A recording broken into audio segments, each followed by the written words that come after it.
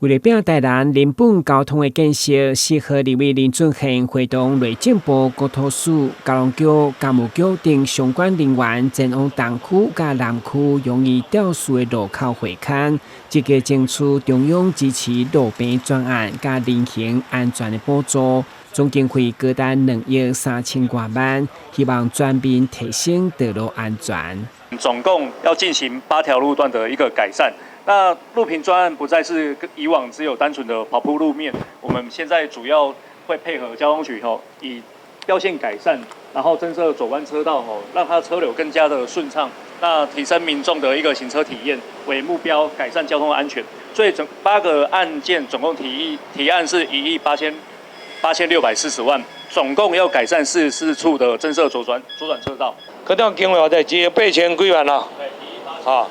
那这个经费我会全力跟我们国土署来争取了。目前我想我们争取到了，应该是没有问题这个经费我来负责了我们会跟国土署，请国土署来帮忙因为在投资交通，我常讲CP 值最高了。你那交通民众每天进出他马上有感了。大建设要需要很长的时间，但是这种路面路口的微调，